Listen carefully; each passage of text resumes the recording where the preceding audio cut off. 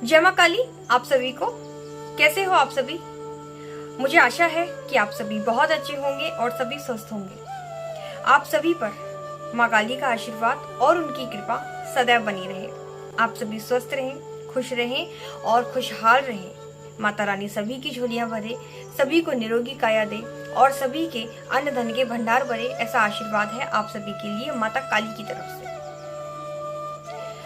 आज की वीडियो में मैं आपको बताऊंगी कि एक गुरु कैसे अपने शिष्य का हमेशा मार्गदर्शन करते हैं। ये प्रश्न मेरे पास आया है और एक का नहीं, ये बहुत से लोगों का प्रश्न है। सोचा इस पर एक वीडियो बना देती हूँ। मुझे कहा गया कि दीदी आप गुरु की महिमा के बारे में थोड़ा सा और बताइए कि एक गुरु किस प्रकार से अपने शिष्य का मार्गदर्शन करते हैं, कैसे वो अपने शिष्य को एक सही राह पर ले जाते हैं, कैसे उसको जीवन का वास्तविक मूल उद्देश्य क्या है, जीवन का वास्तविक स्वरूप क्या है, कैसे वो बताते हैं। तो आज मैं आपको वही बताऊंगी एक उदाहरण के जरिए। आप इसको समझने की कोशिश करिएगा।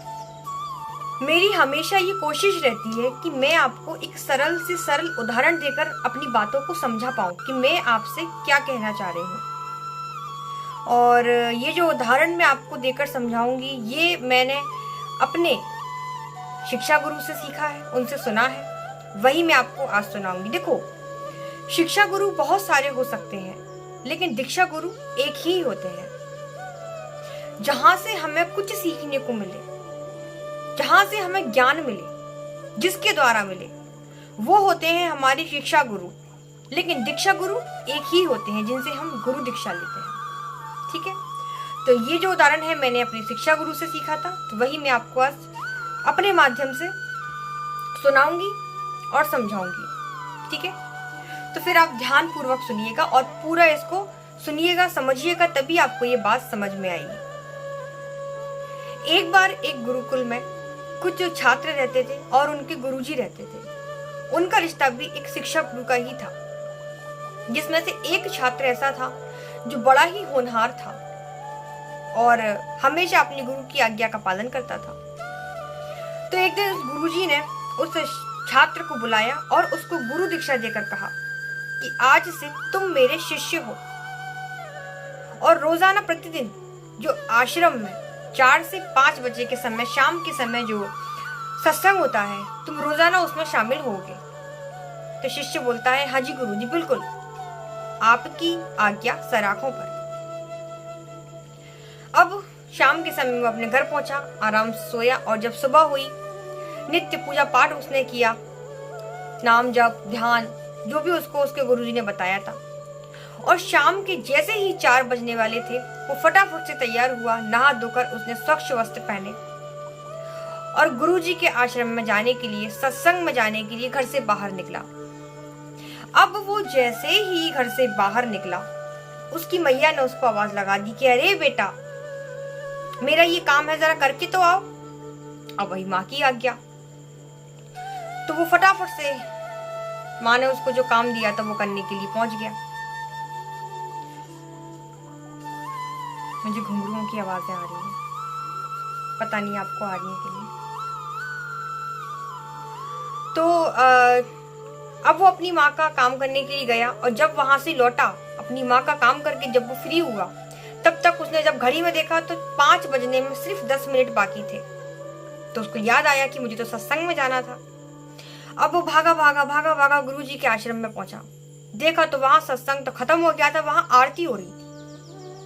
अब गुरुजी ने उससे पूछा कि बेटा आज आने में देर क्यों हो गई। तो शिष्य बोलता है, गुरुजी मैं क्या बताऊं, मैं तो सही समय पर तैयार हो गया था, घर से निकल भी गया था, लेकिन उसी क्षण मेरी माँ ने मुझे कुछ काम बता दिया और उनका काम करते करते मुझे 5 बज गए और मैं लेट हो गया। गुरुजी, माँ की आज्ञा का पालन भी करना चाहिए ना, मेरी माँ मुझसे बहुत प्रेम करती है। तो गुरुजी बोले, हाँ बेटा, बिल्कुल माँ की आज्ञा का पालन करना चाहिए, लेकिन कल से तुम अपने समय पर आना। बोला, ठीक है गुरुजी, कल से मैं बिल्कुल समय पर ही आऊंगा। अगले दिन वापस से वही 4 बजे का समय हुआ। वो नहा धोकर स्वच्छ वस्त्र पहनकर गुरुजी के आश्रम के लिए निकला और जैसे ही वो आश्रम के लिए निकलने वाला था, उसकी पत्नी ने उसको कुछ कार्य बता दिया। और भाई, पत्नी ने आदेश दिया है तो करना तो पड़ेगा। जब वो पत्नी का काम करने लगा तो करते करते फिर वापस से उसको 5 बज गए, और जब वो गुरुजी के आश्रम में पहुंचा तो फिर लेट। गुरुजी बोलते हैं क्यों, मैंने तुमसे क्या कहा था कि समय पर आना, और आज तुम फिर से लेट हो गए। तब वो शिष्य बोला कि गुरुजी मैं तो आज भी तैयार होकर निकल ही रहा था, पर अचानक मेरी पत्नी को कोई काम याद आ गया, और पत्नी ने कार्य बताया तो करना तो पड़ेगा ही सही। गुरुजी मन में विचार करने लगे कि ऐसे तो इसे कभी ईश्वर की प्राप्ति होगी ही नहीं, ये मोह माया में फंसा ही रहेगा, कभी पत्नी में, कभी माँ में, कभी बच्चे में, कभी भाई बंधुओं में। गुरुजी मन में विचार करके बोले और अंदर ही अंदर सोचने लगे कि ये मेरा शिष्य है, इस भटके हुए शिष्य का मार्गदर्शन करना मेरी जिम्मेदारी है। तो गुरुजी ने उसको बुलाया और कहा कि बेटा मुझे एक बात बताओ, तुम्हारी माँ और तुम्हारी पत्नी तुमसे कितना प्रेम करती है? उनका शिष्य बोलता है गुरुजी मेरी माँ और पत्नी मुझसे कितना प्रेम करती हैं ये तो मुझे नहीं पता, लेकिन हाँ मैं इतना दावे के साथ कह सकता हूं कि वो मेरे लिए कुछ भी कर सकती है। मेरी माँ और मेरी पत्नी मेरे लिए अपने प्राण भी दे सकती हैं, वो मुझसे इतना अधिक प्रेम करती है। गुरुजी थोड़ा सा मंद मंद मुस्कुराए और बोले अच्छा इतना प्रेम करती है, चलो एक काम करते हैं, तुम्हारी माँ और तुम्हारी पत्नी इन दोनों के प्रेम की परीक्षा लेते हैं कि तुमसे अधिक प्रेम कौन करता है। बोले हाँ गुरुजी बिल्कुल आप लीजिए, मुझे कोई दिक्कत नहीं है। उन्होंने बोला ठीक है बेटा। अब गुरुजी को तो अपने शिष्य को वास्तविक जो जगत का स्वरूप है उसका दर्शन कराना था। गुरुजी बोलते हैं अपने शिष्य से बेटा एक काम करो, अपने घर जाओ और घर जाकर आराम से बिस्तर पर लेटना, और जब तुम्हारी पत्नी चाय का प्याला लेकर आए तो अपनी आंखें मत खोलना, आंखें बंद करके पड़े रहना, अपनी सांसों को रोक लेना, और उसके बाद वहां पर जो भी हो बस सुनते रहना, आंखें मत खोलना, उफ तक मत करना। उसके बाद में जो भी होगा मैं अपने हिसाब से देख लूंगा कि क्या करना है, बस तुमको कुछ नहीं करना है। मेरा ठीक है जी गुरुजी जैसी आपकी आज्ञा। अब उनका जो शिष्य था वो घर पहुंचा और जाकर अपने बिस्तर पे जाके आराम से वो लेट गया। पत्नी आई भाई चाय का प्याला लेके, स्वामी जी अजी सुनते हो आपके लिए चाय लेकर आई। पत्नी जैसे ही आई उसने तुरंत अपने दोनों नेत्र बंद कर लिए और सांसों को रोक लिया। अब जब बार बार पत्नी बुला रही है, पति सुन नहीं रहे, तो उसको चिंता हुई, तो उसने 2-3 बार अपने पति को ऐसे ऐसे हिलाकर देखा तो पति तो बिल्कुल अचेत अवस्था में पड़े हैं। बोली क्या हुआ? पत्नी को थोड़ी सी शंका हुई तो उसने ऐसे 2 उंगलियां लेके अपनी ऐसे नाक के पास करके देखा कि भाई सांसें चल रही है कि नहीं। अब शिष्य तो पहले ही गुरुजी के कहे अनुसार सांस को रोक के बैठा था। देखा कि अरे स्वामी जी की सांसें 15 दहाड़े मार कर रोने लगी, खूब विलाप करने लगी। अब जब रोई तो उसकी आवाज सुन के उसकी माँ, आस पड़ोस के सभी आ गए। बोली क्या हुआ? उन्होंने उसकी नाक के पास उंगली करी, देखी अरे ये तो मर गया, शांत हो गया, इसकी सांसें नहीं चल रही। सबने फटाफट से उसको बिस्तर से नीचे पटका जमीन पर विलाप करने लगे, रोने लगे। माँ रो रही है, छाती पीट रही है, पत्नी रो रही है, अरे मेरा बेटा, अरे मेरा पति। अब इतने में वहां गुरुजी आ गए, उनके हाथ में एक पात्र था। अब गुरुजी जैसे ही आए तो उनकी पत्नी और माँ और दहाड़े मारने लगी जोर जोर से कि देखो आपका शिष्य चला गया गुरुजी, आप कुछ नहीं कर पाए। गुरुजी बोले चिंता मत करो, मैं इसको जीवित कर सकता हूँ, लेकिन किसी एक को मरना पड़ेगा। बोले कैसे, क्या मतलब? उन्होंने बोला कि मेरे हाथ में ये जो पात्र है इसमें विष युक्त दुग्ध भरा हुआ है, दूध भरा हुआ है, और इस विष युक्त जो दूध है इसको जो भी पिएगा, जो भी इसका पान करेगा वो मृत्यु को प्राप्त हो जाएगा, उसके बदले में आपका ये पुत्र जीवित हो जाएगा।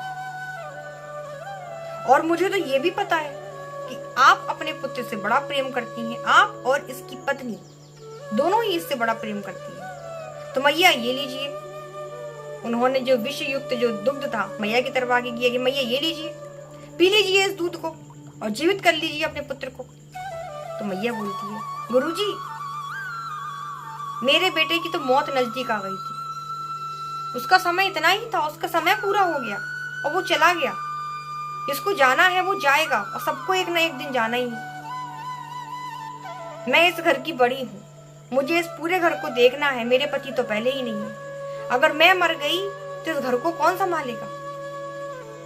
इसलिए मेरा बेटा तो मर ही गया, अब मैं मर के अपनी जिम्मेदारी से क्यों भागूं? भाई उसकी माँ ने बहाना बना दिया। गुरुजी मंद मंद मुस्कुराए और पत्नी की तरफ वो विष युक्त प्याला करते हुए बोले कि अरे बेटा, तुम तो अपने पति से बड़ा प्रेम करती हो, तुम इस जहर को पियो और अपने पति को जिंदा कर लो। तो पत्नी बोलती है नहीं नहीं गुरुजी, ये तो चले गए, इसके बाद मेरे बच्चों को कौन देखेगा? और होनी को कौन टाल सकता है? जिसकी मौत आएगी वो तो जाएगा, मैं तो नहीं पीऊँ उसको। गुरुजी अंदर ही अंदर सोचते चलो कम से कम ये सुन तो रहा होगा कि इससे कौन अधिक प्रेम करता है। गुरुजी बोलते हैं ठीक है, तुम दोनों अगर इस दूध को नहीं पियोगी तो मैं पीऊंगा, क्योंकि मैं अपने शिष्य से बड़ा प्रेम करता हूँ, मैं अपने प्राण दे दूंगा। अब गुरुजी की तो चाल थी भाई, वो तो दिखाना चाहते थे अपने शिष्य को कि देखो इस संसार में कौन तुम्हारा अपना है। फटाफट से गुरुजी ने एक सांस में वो मीठा मीठा दूध, जहर तो उन लोगों के लिए था, गटक गए और कान पकड़ के अपने शिष्य को उठाया कि उठ और बता कौन तेरे से अधिक प्रेम करता है। उस शिष्य की आंखें खुल गई और गुरुजी के चरणों में गिर गया कि गुरुजी मुझे समझ में आ गया, यहाँ कोई किसी का नहीं है, सब अपने स्वार्थ के लिए ही एक दूसरे को पूछते हैं।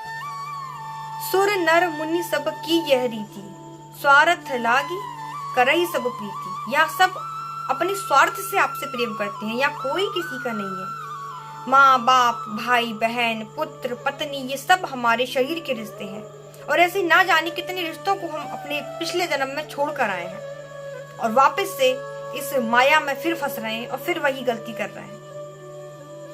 तो इस प्रकार गुरुजी ने अपने शिष्य को समझाया, इस जीवन का वास्तविक स्वरूप क्या है उसका ज्ञान कराया। इसलिए हमेशा कहते हैं कि अन्न का कण और संतों का क्षण कभी भी व्यर्थ नहीं जाना चाहिए।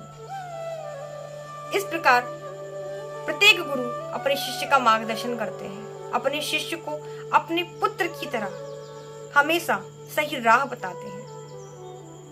इसलिए जिंदगी में गुरु होना बहुत आवश्यक है। गुरु नहीं तो कुछ भी नहीं। गुरु का स्थान भगवान से भी ऊपर है। किसी ने मुझे कमेंट किया था कि क्या गुरु माता काली से भी बढ़कर हैं गुरु? हाँ, माता काली से भी बढ़कर हैं गुरु। मैं अपने गुरु का पूजन करती हूँ माता काली से पहले। उनकी पूजा में बैठने से पहले मैं अपने गुरु का ध्यान करती हूँ, गुरु का पूजन करती हूँ। तो इससे आप समझिए कि गुरु का स्थान क्या है। ठीक है, तो मुझे आशा है कि आप इस छोटी सी एक स्टोरी से समझेंगे कि गुरु की हमारे जीवन में क्या अहमियत है। आज की वीडियो में इतना ही। मैं मिलती हूँ आपसे दूसरी वीडियो में। तब तक सभी को जय माता दी, जय माँ काली, धन्यवाद। और वीडियो को लाइक जरूर करिएगा।